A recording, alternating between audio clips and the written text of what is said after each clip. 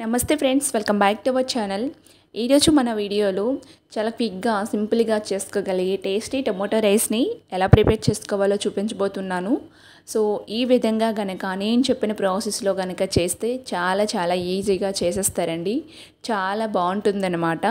So మరి ఇప్పుడు ఈ టొమాటో రైస్ని ఎలా ప్రిపేర్ చేసుకోవాలో వీడియోలోకి వెళ్ళి చూసేద్దాం రండి. దీనికోసం నేను ముందుగా 2 పెద్ద టమాటాలని తీసుకొని ఇలా ముక్కలుగా కట్ చేసేసుకొని దీన్ని మిక్సీ జార్లో ట్రాన్స్ఫర్ చేసుకోండి. ఇలా ట్రాన్స్ఫర్ చేసుకున్న తర్వాత దీనిపైన కప్పును పెట్టేసుకొని దీన్ని మెత్తని ప్యూరీలా గ్రైండ్ చేసుకోవాలి. సో ఈ విధంగా గ్రైండ్ చేసుకోండి. ఇలా గ్రైండ్ చేసుకున్న వాటిని ఇప్పుడు పక్కన పెట్టేసుకుందాం. ఇప్పుడు ఒక చిన్న అల్లం ముక్కలు 2, వెల్లుల్లి రెప్పలు 4-5, దాల్చిన చెక్క, లవంగాలు 3 వేసుకొని ఈ విధంగా కచ్చాపచ్చాగా దంచేసుకొని పక్కన పెట్టుకోండి. ఇప్పుడు స్టవ్ ఆన్ చేసుకొని స్టవ్ పైన ప్యాన్ పెట్టుకొని 3 టేబుల్ స్పూన్ వరకు ఆయిల్ని వేసుకోవాలి. ఆయిల్ కొంచెం హీట్ ఎక్కిన తర్వాత 1 స్పూన్ జీలకర్ర, బిర్యానీ ఆకులు 2 ఇలా వేసుకొని ఇవి కొంచెం ఫ్రై అయ్యేంత వరకు కూడా ఫ్రై చేసుకోవాలి. సో ఇలా ఫ్రై అయిన తర్వాత ఒక చిన్న ఉల్లిపాయని స్లైసెస్గా కట్ చేసుకొని వేసుకోండి. 2 పచ్చిమిర్చిని స్లైసెస్గా కట్ చేసుకొని వేసుకోండి. సో ఇలా వేసుకొని దీన్ని లైట్ గోల్డెన్ బ్రౌన్ కలర్ వచ్చేంత వరకు ఫ్రై చేసుకోవాలన్నమాట. ఇలా వచ్చిన తర్వాత ఇప్పుడు ముందుగా కచ్చపచ్చగా దంచుకున్న అల్లము ఇంకా వెల్లుల్లి ఉంది కదా, వీటిని వేసుకొని దీని పచ్చివాసన పోయేంత వరకు కూడా ఆయిల్లో ఫ్రై చేసుకోవాలి. సో ఇలా అల్లం వెల్లుల్లి దీని పచ్చివాసన పోయేంత వరకు ఫ్రై చేసుకున్న తర్వాత చిన్న టమాటో చిన్న ముక్కలుగా కట్ చేసుకుని 1 వేసుకోండి. ఈ రైస్లోకి ఇలా వేసుకోవటం వల్ల టొమాటో ముక్కలు మధ్యలో తగులుతూ చాలా బాగుంటుంది.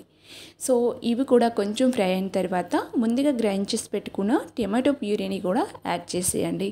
సో టమాటో ప్యూరీ వేసిన తర్వాత ఒకసారి బాగా మిక్స్ చేసుకోండి. స్టవ్ని మీడియం ఫ్లేమ్లో పెట్టుకుని ఈ ప్రాసెస్ చేసుకోవాలి. సో ఇలా అయిన తర్వాత బాగా ఇలా మిక్స్ చేశాక ఇప్పుడు దీనిపైన మూతను పెట్టుకొని ఒక 2 మినిట్స్ పాటు ఫ్రై చేసుకుందాం. ఆయిల్ పైకి ఇలా తేలుతూ వస్తుంది కదా, ఇలా ఉంటేనే చక్కగా ఫ్రై అయినట్టు అనమాట. సో ఇప్పుడు ఒకసారి మూత తీసుకొని చక్కగా మిక్స్ చేసుకోండి. ఇలా ఈ విధంగా మిక్స్ చేసుకోవాలన్నమాట.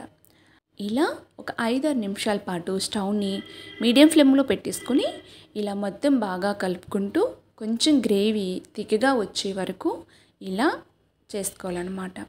సో ఇప్పుడు ఇందులోకి 1 spoon Kashmir red chilli powder, 1 spoon dhania jeera powder, 1 spoon garam masala powder, 1 spoon మీ టేస్ట్కి సరిపడే సాల్ట్ వేసుకోండి.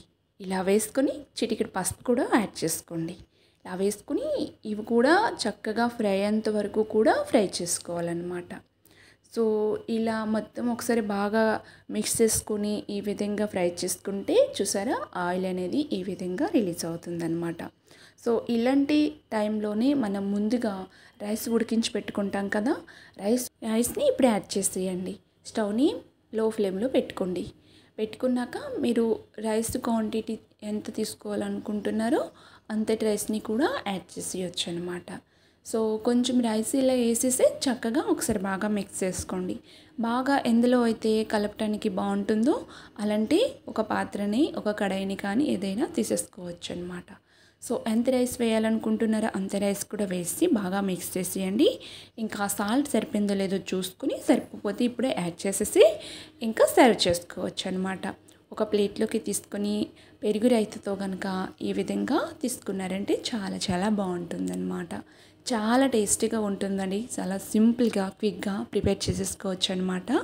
సో మీ అందరికీ కూడా డెఫినెట్గా నచ్చుతుంది. పిల్లలకి మెయిన్గా ఇలా లంచ్ బాక్స్లోకి పెట్టినా చాలా బాగుంటుందన్నమాట. బ్యాచిలర్స్ చాలా ఈజీగా చేసుకోగలరు. సో ఈ వీడియో మీకు నచ్చినట్లయితే లైక్ చేసి, షేర్ చేసి, సబ్స్క్రైబ్ చేసుకోవడం మర్చిపోవద్దు.